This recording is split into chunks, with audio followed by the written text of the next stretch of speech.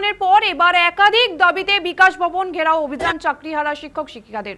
তাদের দাবি কোনো পরীক্ষা নয়, সরকারকে আইনি প্রক্রিয়ার মাধ্যমে তাদের চাকরি ফিরিয়ে দিতে হবে।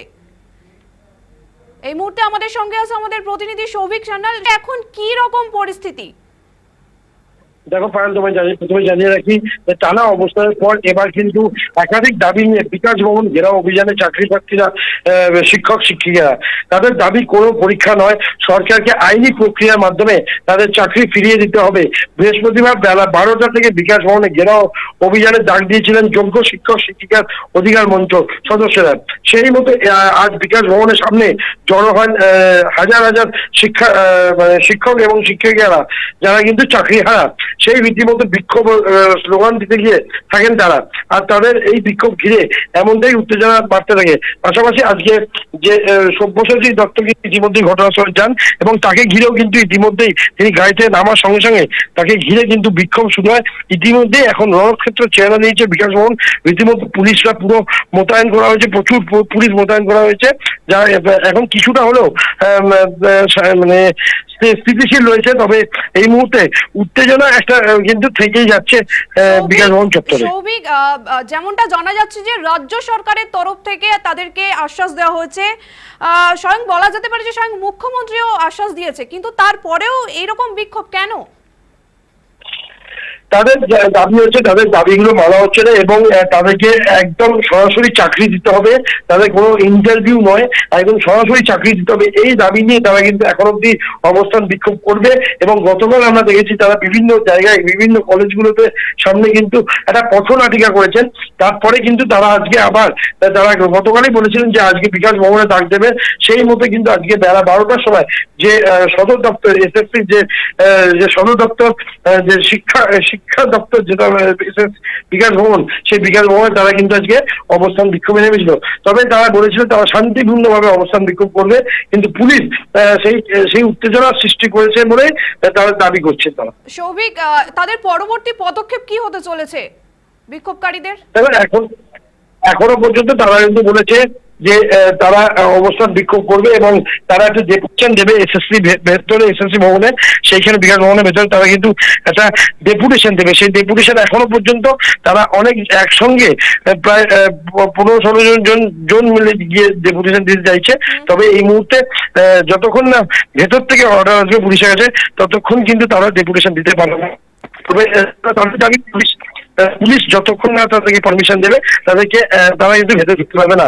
পাশাপাশি তোমায় জানিয়ে রাখি এই মুহূর্তে তারা পুলিশ যেটা বলছে যে তাদের 2জন বা 3জন কর্মী তারা শিক্ষক যারা ভেতরে গিয়ে কথা বলতে হবে, কিন্তু তারা সেই দাবিটা রাজি নন।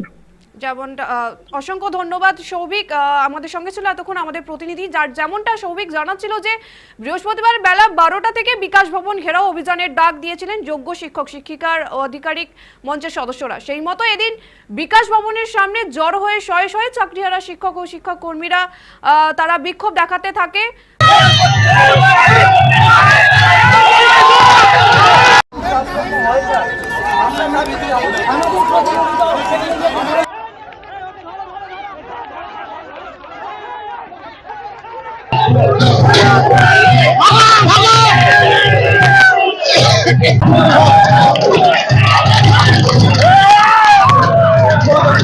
সে মতো এদিন বিকাশ ভবনের সামনে জড়ো হয়ে শয়ে শয়ে চাকরিহারা শিক্ষক ও শিক্ষক কর্মীরা বিকাশ ভবনের সামনে জমায়েত করে রীতিমতো বিক্ষোভ ও স্লোগান দিতে থাকেন।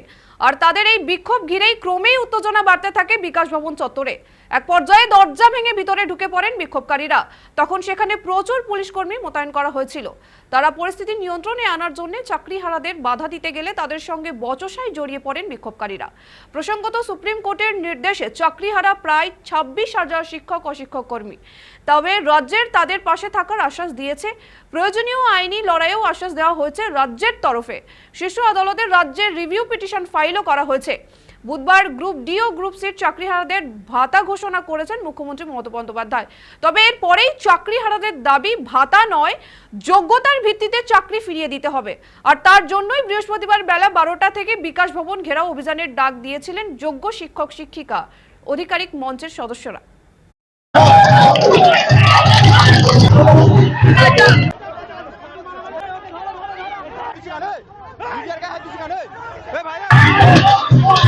কে যোগ্য কে অযোগ্য এটা তো মহামান্য সুপ্রিম কোর্ট বিচার করবে, এটা আমি বিচার করব না। রাজ্য সরকার রিভিউ পিটিশনও দিয়েছে, মাননীয় মুখ্যমন্ত্রী যথেষ্টভাবে চাইছেন রিভিউ পিটিশনটা যেন খুব মানবিকভাবে দেখা হয়। ওনারা আমায় দেখে ভেবেছেন হয়তো আমায় বললে ওনাদের কিছু কাজ হবে, বলেছেন, তাতে আমার কোনো দুঃখ নেই, কিন্তু রাস্তাটা বন্ধ করে দিয়ে এখানে পেশেন্ট যেতে পারছে না, এগুলো কি? আর তাদের চাকরি হারিয়েছে, আমরাও তাদের সঙ্গে সহমর্মিতা। তার জন্য এটা নয় যে তারা অন্য সব মানুষকে 10.5 কোটি মানুষকে ডিস্টার্ব করে দেবে।